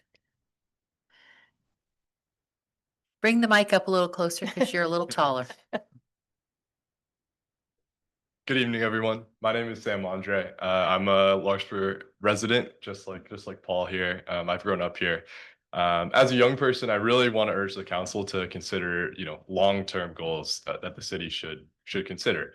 Like the city has pointed out, the economics of electrification are very attractive over the long term.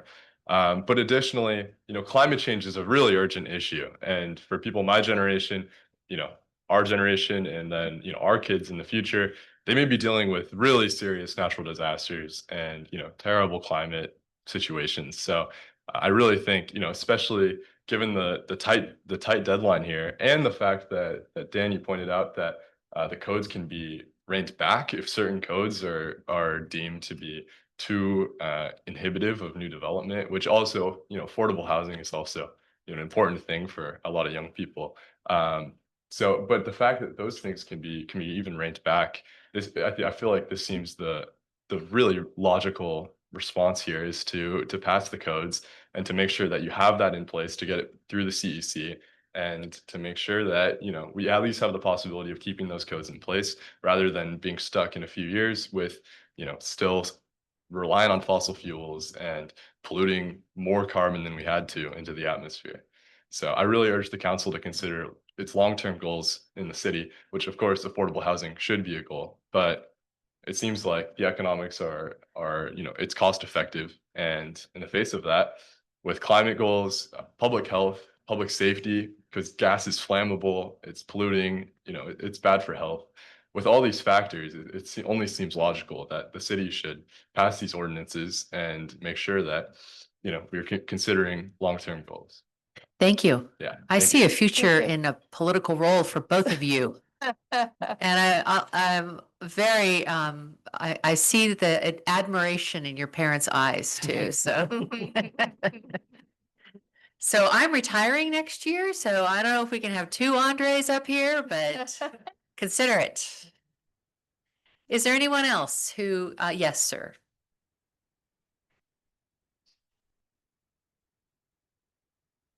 Good evening. I'm David Muller. I live here in Larkspur. And what I wanted to address here briefly is, I think staff did a great job on their report. I think the council members have a good understanding of the situation here.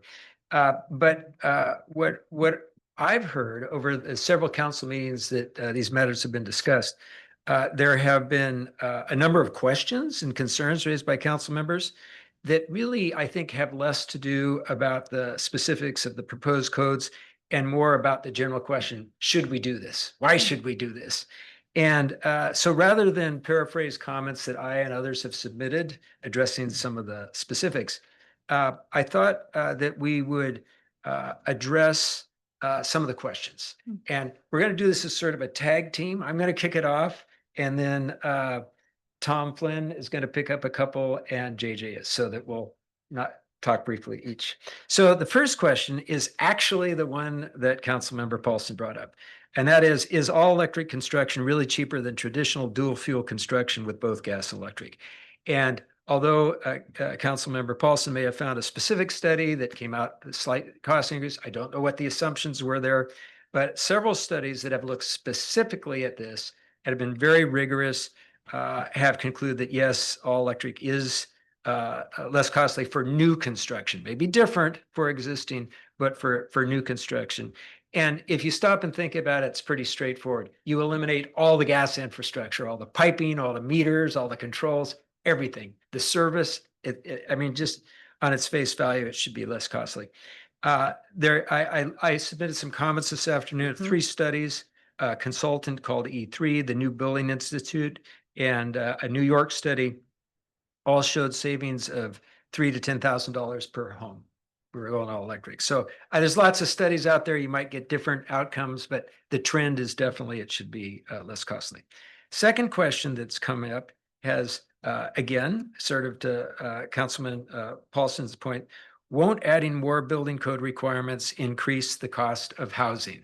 Just generally, not just electrification, but all the other things like treatment of waste materials. Studies have shown that there is minimal correlation between energy code requirements and housing costs.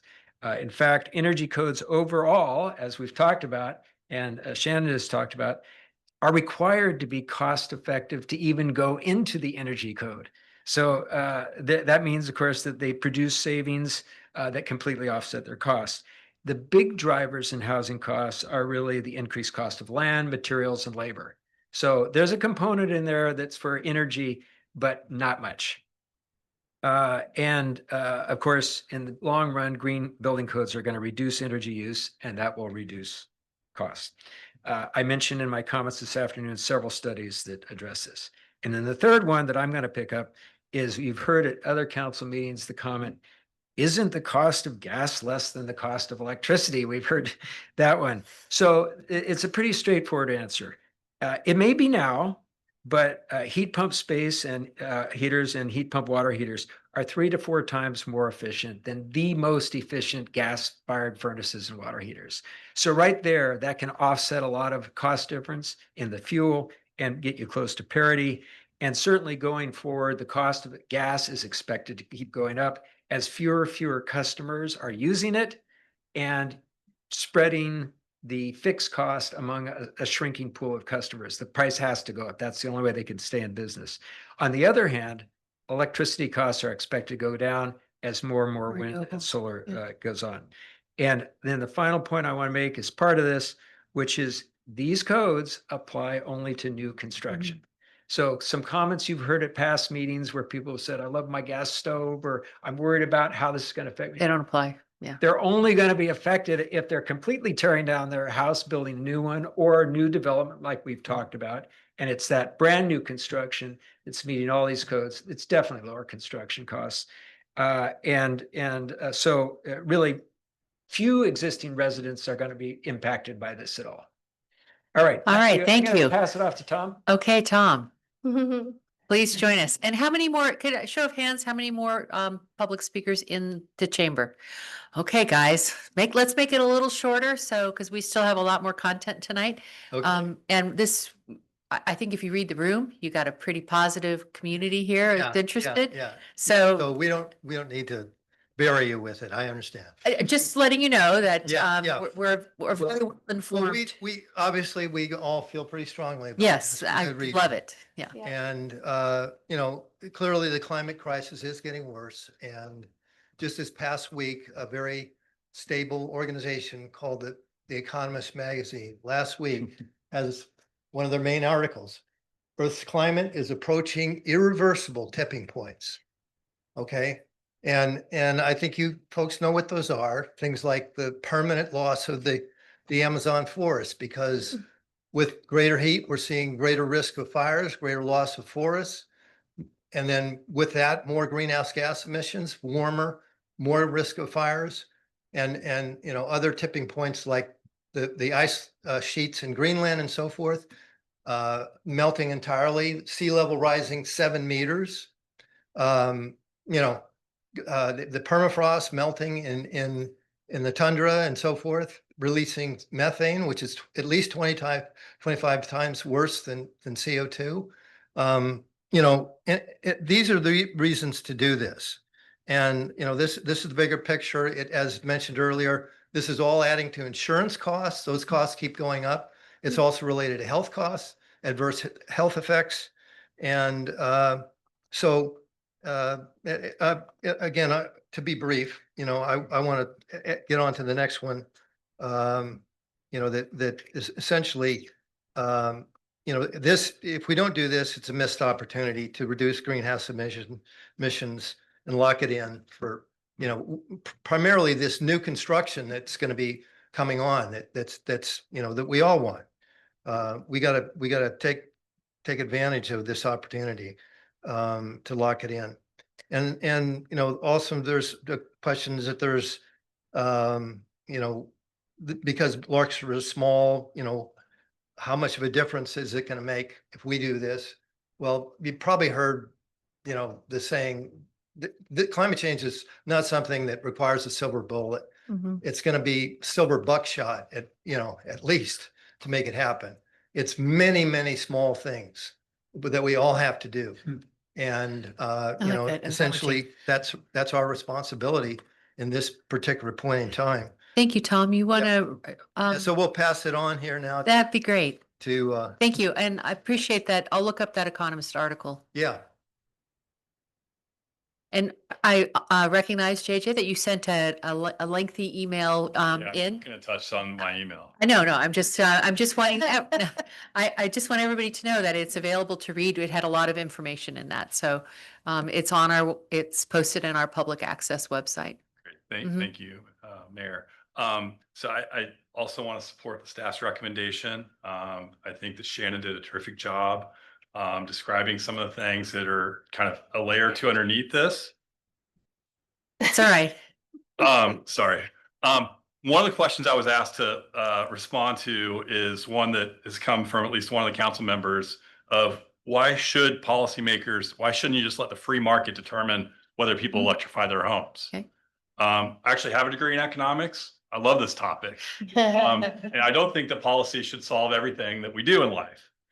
However, every free market economist believes in the need for basic rules for market flaws. Shannon touched on this a little bit. Some of them are use wonkish terms like externalities and free rider problems. And Econ 101, the first thing you learn about externality is pollution. My pollution causes impacts on everyone around me. That's an externality. Free rider problems are another reason why we need policy to have mandatory rules. A good example of free rider problems is traffic rules. Red lights aren't optional. We don't let the free market decide who goes through red lights and who doesn't. It's a public safety problem. And so we need things like building codes and mandatory driving rules, parking rules for safety. Okay. And so that's part of the reason why we just don't let the free market decide everything in life. So I'll skip over a bunch of other stuff, read the room. But the other question I was asked to speak a little bit about is what are some of the broader costs of fossil fuel burning appliances that aren't built into the financial costs that are being discussed? This has been alluded to a little bit. One category is adverse health effects. And there's way more research coming out year after year, and it's in the same direction.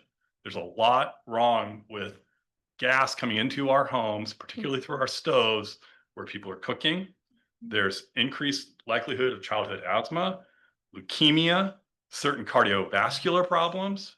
And to the point that Paul made well earlier, we can't wait 6 years for more studies. The studies are very clear. There's a lot of adverse health effects that are not involved. And when you go to Home Depot and say, do I want this stove or that stove? In addition, again, I'm going to touch on this lightly because other people have also touched on it. Another thing that's not included when you go to Home Depot and you're trying to figure your stoves for 1,000 units, which I agree with Councilmember Paulson, that the 1,000 units is really the main goal here, is, look at insurance rates. For all those people, as horrible it is that there's children with asthma or elderly people that have additional cardiovascular risks, we're socializing a lot of that healthcare costs. We're paying that through things like healthcare insurance, whether it's public healthcare insurance, whether it's Blue Cross Blue Shield, Kaiser, whatever. We're all paying for that. So that's one category. There's also property insurance. And as we've talked about, the insurance companies are already pricing climate change in. It's just a matter of to what degree. So the more gas we emit as a globe, if we don't use our silver buckshot, we're going to all be paying more and more and more. So let's kind of keep that in mind. I definitely want more housing. I want housing that's affordable. I want people that are younger than us, some of us, to be able to afford to live here. If I thought this was going to somehow reduce the amount of housing being built, I wouldn't be talking right now. But we get to do both. That's the good news. By not having the plumbers put in all those pipelines in terms of 800 units or 1,000 units, it's going to lower the construction cost. It's going to get people moving in to these units, like hopefully that sanitary district building that we were talking about. Thank you. Thank you, JJ. Anyone else in the audience? I know we have some people online, so I'm going to go there. Yes, sir. Cost of using electricity versus gas. Sure. So we have an all-electric gas. So it's just first, just bring the mic in closer and. My name is James Bill. Got I it. live on Olive Avenue. I know. So, Yeah. Okay, so. But I wanted the rest of the community to know. Okay, yeah, that's good. So really got that. So we have a passive house and an all-electric house. And so one of the things we do is we say we have our space heating and our hot water heating is all done through a heat pump. Well, we have a large water tank, and so we run the heat pump only when electricity is cheap. Well, you can't do that gas. Gas charges the same amount whether you use it at night or during the day. We don't use our electricity during the day, we use it at night. So the same thing goes with so that's space heating and water heating. And we have we charge our car at night. So it's, you can't go to the gas station and charge it at, fill it up with gas at night and get any benefits out of it. We get a great benefit out of it. So we see our electric bill as being hugely advantageous for when the house was running on gas. This whole notion that the electrification is going to be more costly is simply, it makes the electric utility system more efficient if they can spread out the use of it over the whole day. So thank you. The passive house part is another unique part, but we won't go into that tonight. We have a very smart audience here that has educated me in so many ways. And I'm looking at you, Mr. Mahler. You're totally educated me on a lot of things. And who is this lovely lady? I'm going to be really quick because I think JJ really covered what I was going to say. I'm Robin Mahler. I live here in Larkspur, and I want to say I support adoption of the 2 proposed green building ordinances in order to improve public health outcomes. As you know, most of you know, I'm a new grandparent, and I want to echo Paul and Sam's concerns from youth about how I'm concerned about the contributions of building emissions to childhood asthma and childhood health outcomes that obviously go on to children become adults, and we need healthy adults. Thank you. Thank you. Thank you. And lastly, do we have anyone else? Hi, Gil.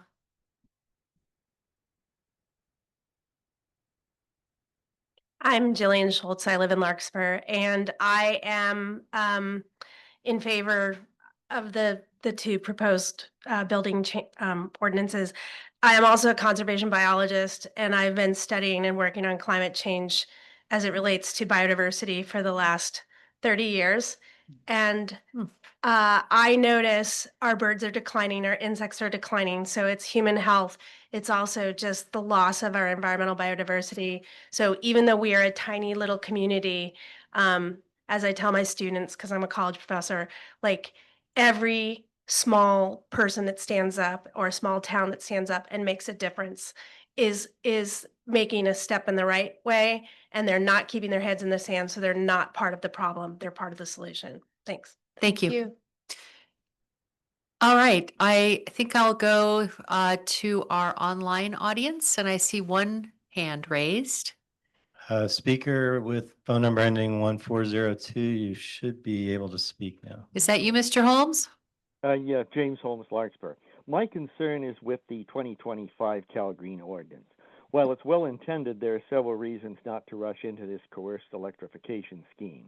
First, we really don't know how much it's going to cost our residents and what impact, if any, it will have on greenhouse gas. Thus, we can't really rationally weigh benefits and burdens.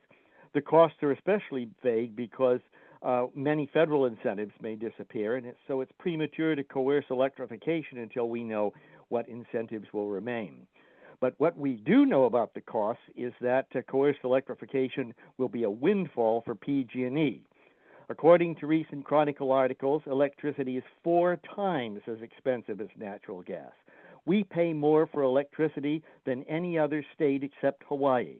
There were 6 rate increases last year and 2 just this year so far. And PG&E rates have more than doubled in the last 10 years. It's inequitable and unreasonable to coerce reliance on the most expensive form of energy. For renovations, coerced electrification would be wasteful if it requires discarding systems or appliances that still work. And it's implausible to equate a 50% remodel with a totally new building. And finally, the ordinance does not appear to contain any of the type of hardship or equitable exceptions, such as for affordable housing, that are found in San Francisco's proposed ordinance. Good intentions are a good start, but practicality, economy, and prudence are also important, and so they favor waiting on Cal Green 25. Thank you. Thank you, Mr. Holmes. I see one more hand raised. Oh, the heck. Oops. Oh, now it's back up again. I'm not sure if the speaker wants to speak or not. Same hand. Yeah. Lena, can you hear me? Yes, I can. Can you hear me? Yes. Do you have a comment on this public hearing? Yes, I do. Hi, everyone. My name is Lena Petkovsky. I was in the room earlier, I had to step out. I'm a Larkspur resident. As of December 2024, when actually the, thank you, the electrification and upgrades to my home by the previous owner were actually a big draw to selecting the home where we now live, and have noticed tremendous efficiency and improvement in the cost of maintaining appliances and just ongoing day-to-day living. I don't want to reiterate a lot of the other points made, but I just wanted to voice my support for council's recommendation to proceed with this. I think this is, to me, about future-proofing Larkspur. I think we've seen that there are 6 other cities in Marin County who have already moved forward with adopting this code, and we are really following where the rest of the world is going by this introducing this in the context of the plans for all the new builds. We will be making Larkspur more attractive. The concerns around public health, costs, etc., are very well known, especially by the next generation, and we want to make these this community appealing and attractive for members of that generation. So I just wanted to echo a lot of the points raised and really voice my support for this being a future-proofing moment to support electrification as well as the other efficiency measures and kind of safety and effectiveness intentions that are behind this code. And finally, I think this policy moment is also a really establishing a demand signal, a signal for skilled jobs in these disciplines, and really a number of economic advantages that are part of the broader ripple effects and sort of the economic benefits to proceeding with such a code. Thank you so much. Okay, thank you, Lena. I see no other further hands raised online or in the room, so I will close public hearing and thank everyone for their comments and their active participation in this process with our council and with our staff. And I implore you to continue that opportunity to continue working together with us on this important matter. It sounds like we have heard public comment and we have some overwhelming support for this ordinance. If there is no further questions of staff, I think I'm ready to hear a motion unless people have additional comments. Any additional comments? Okay. I'd be happy to make a motion to move forward and pass ordinance 1088 and 1089. Does that need to be in two separate motions? No. Okay. Is there a second? I'll second. All in favor? Aye. Aye. Any opposed? No, the motion's passed. And I'd like to thank once again the incredible work our staff has done in a short amount of time to put this together based on a deadline that was imposed by the legislature and making sure that our community stepped forward as a leader in this. It took a tremendous amount of staff time and council member liaison time, particularly for Assistant City Manager Shannon O'Hare, who I think is still on, and our city manager. And I really appreciate that they made the extra effort to get this through so that we would be a leader in this and get these ordinances on the books before the state legislature changes the rules for us. Can I also thank the Sure. public? I mean, I think that I really appreciated hearing from all members of the public. I think it's clear that we have a community that really cares about not just the people, but also our environment, our built environment. And I do think that this decision is going to make a difference for our community for the next, not just this next 6 years, but I think, going forward, because real estate, as you know, is a long-term, it's a tangible, physical thing that we're building. And so I really think that, these type of decisions today will really have an impact many, many years in the future. So thank you all for coming out. I really appreciate it. And I was very moved by many of your comments and the passion that you all have for this topic. So thank you. Okay, we will move on to second public hearing for the night. You're welcome to stay. It is 7.2. Introduction of ordinance 1090, amending Title 18 of Larkspur Municipal Code to amend sections to allow ADUs, etc. I think we have a staff report by our Community Services Director, Elise Monian. And you did provide an extra written material up here, right? It's just PowerPoint presentation. Oh, okay. Clerk, give me a second to get the PowerPoint up. Oh, here it is. It's titled ADU Ordinance Amendments.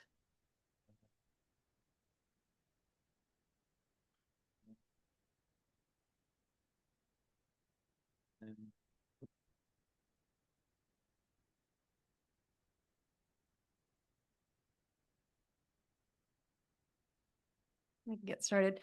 We're recommending tonight that you introduce an ordinance to amend the city's accessory dwelling unit regulations. And the primary purpose of these modifications is to update the city's regulations to be consistent with state laws, particularly some laws that went into effect earlier this year. Some of the changes, which direction I go to? If you just go to the next one. It's only 4 slides. It's only, right? yeah, a couple slides. Some of the changes include just updating the code sections since the state moved where the regulations live in state law. So we needed to update the code to comply with those sections. And then the Planning Commission has noted repeatedly that the regulations are very complex and difficult for a layperson to understand. And a lot of that's because we've included a lot of the state legislation, which is complex and difficult to understand. So we tried to simplify the text as much as possible to make it understandable for a Larkspur resident. in doing that, we added some definitions from the state law. We removed some definitions that were buried in the regulations and brought them into a definition section. And then one of the other changes is to add the timelines for building department review of accessory dwelling units. And that's something that the state legislature has mandated for us. And so we just wanted to make them clear in the code so our staff can follow them. We amended the by right section. There's 4 different types of ADUs that are allowed by right where the city can impose even objective standards. And so we modified those sections to be consistent with state law. One of the new requirements is to allow at least 8 detached accessory dwelling units for multifamily lots, which we haven't had any interest, but I don't know that the multifamily residents are aware of this new legislation either. There has been a couple inquiries for smaller properties to add accessory dwelling units.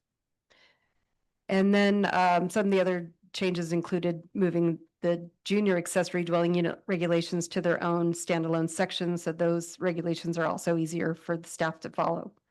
And then the state law has included a new section that requires the city to legalize or issue permits for units built prior to January 1st, 2020. So like illegal units that were built prior to January 1st, 2020, the city has to permit. They don't have to meet building code. They just have to meet health and safety standards.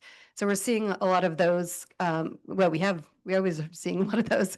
We usually catch them on resale inspections, but those are a lot of the units that are coming in. And it's also it's also easier for staff to review them because we can apply regulations to them. And then one of the corrections that's not part of the state law was to try to amend our floor area and lot coverage sections. The Planning Commission a couple of years ago had modified or recommended that you modify the regulations to give a bonus floor area for people who add second units with the intent of trying to avoid having the property owners sort of play games and come in to max out their house and then show up later with the ADU that never got reviewed, which is a surprise to the neighbors. So in order to encourage people to build the units and also to encourage people to make them part of their project, they had included this bonus floor area and lot coverage. So essentially the house is allowed to be a little bit larger if someone includes an accessory dwelling unit. But in one of the amendments to the codes over the recent years, the wording was changed. We were trying to clarify the requirement for the state because the state thought we were penalizing applicants. But in that wording change, we removed the ability for a new homeowner to get the 800 square foot bonus. So this is clarifying it so that it applies to both new construction and also additions to existing property. That summarizes the changes. We're just recommending that you hold a public hearing and then waive the reading and introduce the ordinance by title only. And that concludes my staff report unless you have any questions for me. Thank you, Elise. Any questions on this matter? Yes. Yeah, sorry, this just a clarification. So the bullet point removes attached units, the by right. Can you explain that a little bit more? Sure. So our attached units are essentially allowed by right. So everyone can still do an 800 square foot unit. But the 4 types of units that the state requires us to approve with no other parameters, no design review, no, is mainly essentially some of our design review criteria that can't apply. They don't require attached units are not part of those 4 units. So an owner can still do an attached unit. It's just not necessarily one that's by right with absolutely no review by the city. I don't know if hopefully that makes sense. So there's most units are by right, but there's 4 that are completely by right and we can't even have it match have the materials match or preclude one of our guidelines is to have windows not be located directly across the windows. We can't impose any of those restrictions on 4 different types of units. Attached units are not one of those 4 types. And so, but currently the city is allowing attached units to be in that category of by right units. I see. So it's more restrictive. It's more restrictive, but not really.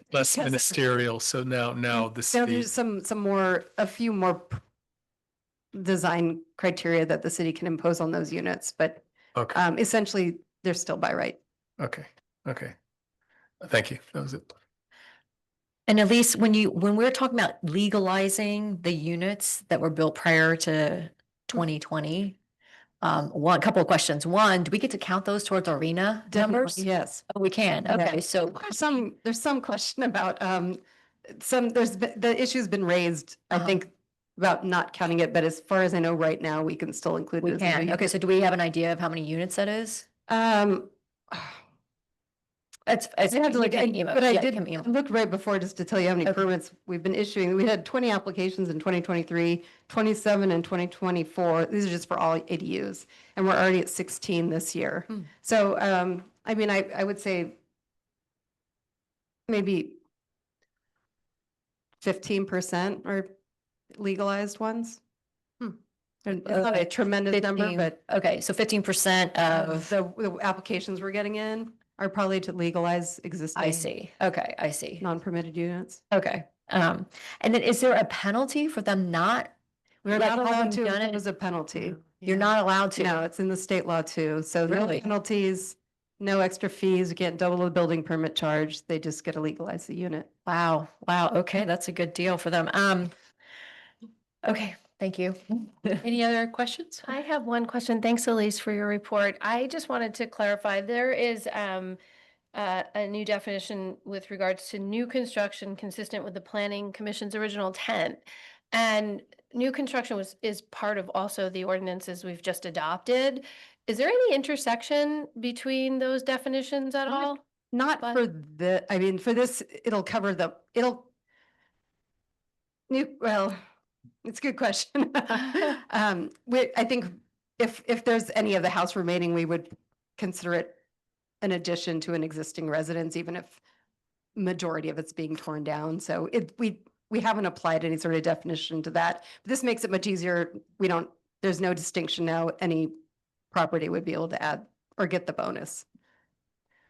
Okay. It hasn't come up. Okay, yeah, That's no, an issue. we're just passing or just adopting the ordinance now, so that will define new construction as per that ordinance as a 50% or greater than 50% remodel. So I just wondered if there's any overlap between the two.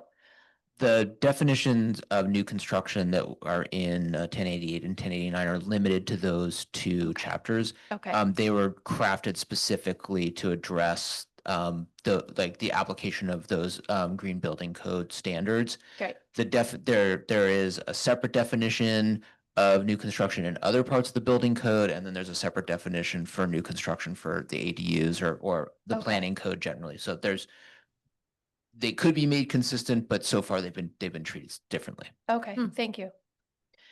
Okay, if there's no further questions at this point from the council, I'll open the public hearing.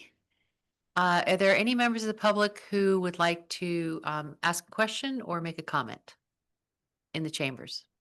Okay, seeing none, are there any people online who would like to ask a question or make a comment on this matter? I see no hands raised. So we will close public comment and bring it back to the council. Are there any further questions of staff? So the staff report is asking us to conduct a public hearing and consider introducing by title only and waiving further reading of ordinance 1090. Do you need a motion for that? We need a motion. Anyone interested in doing a motion to waive further reading of 1090? Sure, I'll make a motion to waive further reading of 1090. Oh, and introduce. And introduce 1090. Is there a second? I'll second. All in favor? Aye. Anyone opposed? No. So that motion passes. Thank you, Elise, very much. That brings us to item 8, business items, and we were asked to bring our consent item 4.6 down to business items. So tonight we have done that, and which is to adopt resolution 4525. And I would like a staff report, please. I'll be very brief, Madam Mayor and council members. This is an item asking you to act in your capacity as the board of the Community Facilities District 24-2, which is the Bulkhead Replacement Project. We're at the phase of the project process where your municipal advisor, who I see is present, Mr. Mark He is. Pressman, and bond counsel and the various parties have retained an underwriter. They've started to go out to assess what the market's like. And in doing so, they've come with this resolution that you need to act on as a business item. It has 4 key points. One is that previously the not to exceed interest rate on the bonds was set at 7.0. This would increase it to 8.1%. This would authorize certain city staff, me, to obtain an insurance and or reserve policy for the bonds if it was determined that that would result in interest rate savings. It authorizes an alternative to negotiated sale of the bonds to an underwriter, and that would be essentially a private placement. And then lastly, it appoints the underwriter. So those are the 4 actions that we're asking you to take with this resolution that's before you this evening. And this is the 3rd or 4th iteration, or not iteration of this, but discussion point on this bond measure. I mean, on this measure that we have taken. Yeah, so these bonds were the voters of this area have authorized the In bond March. issuance, and this is much more of a procedural matter to make sure we continue to try to find the best deal for these taxpayers. Got it. All right. Are there any questions on this matter? And I have a question. and we do have Okay. Mr. Pressman. Yeah, Pressman. Thank you for joining us, Mr. Pressman. So my main question is just with the increase in interest rates or potential increase in cost, have we talked to the homeowners association about the potential increase and is this? I'm going to defer to Mr. Preston. Okay. Thank you. Good evening. Good evening. We have talked with the General Property Owners Association. We had a meeting month and a half ago or something like that, letting them know that interest rates are higher than what we had modeled originally. So they are aware of that. The president and their in-house person that does finances, they are well aware of what's going on. They've been abreast of it. The president is in Europe, but I've copied him on emails to the group and stuff. So they're well aware of what's going on. It's unfortunate that interest rates have increased. It's put a little bit of pressure on us as far as the election authorized a maximum tax that we can levy. So within that context of that maximum tax, we have to mitigate the difference between higher interest rate and the amount of money that we can raise. And so that's the balancing act that we're undergoing now. And the underwriter that is selected by this resolution was approached by 1 or 2 private placement parties indicating they had an interest in this. And so that's one of the points that is raised here. We want to broaden the possibility of how to sell or how to place the bonds. We had originally thought we were going to do a public offering. We may still do that, but we need the authorization to be able to do a private placement if that balances out as being less costly to the property owners. And this measure gives you that authorization. Correct. Yes. Okay. Interesting. Great. And then according to your modeling then, currently with the increase in interest rates, like the bond would be outstanding. I can't remember if this is 30 years or 30, I can't remember what the term is of the bonds, but you envision the bonds being outstanding for the full term rather than prepaid or early or paid off early. Property owners, by Yeah. virtue of the RMA, the rate Yeah. method of apportionment, always have the option of being able to prepay at any time at no premium. So any individual property owner would have that option from the get-go. As far as refinancing the entire transaction, that typically is a 10-year lockout in the public markets. If we go with a private placement, that's something that would have to be negotiated, but we would not go beyond 10 years. I see. Okay, great. Thank you. Are there further questions of staff or Mr. Pressman? Just a basic question. Scott always asks this, but for, our staff, any impact to our risk level at the city, any of these changes? It doesn't change our level of risk. Yeah, thank you. And Sky, did you? Just gonna supplement that and say that these bonds are secured by a lien on the individual properties that are subject to the tax. There's no recourse to any city assets to repay the bond debt. Okay, thank you. Okay, so thank you very much. If there's no further questions, it looks like as a business item, we'll still need to pass this since it was a consent item originally, or? We just Okay. need a motion to approve resolution 4525. All right, anybody want to say that? Yeah, I'll make that motion to pass 4525. Second? I'll second. All right, all in favor? Aye. Anyone opposed? No? Is that sufficient to, okay? And thank you again, Mr. Pressman, for being here. That brings us to item 9, which is closed session. So we will adjourn to closed session. And at the end of closed session, we will reconvene back here. Thank you, everyone. So is Shannon? All right, we've reconvened from open session. We were in closed session and we have no reportable action. That brings us to item 10, which is adjournment. Thank you, everybody, for being here tonight and for watching us online. Our next regular city council meeting is September 3rd, 2025 in this same chamber. Good night.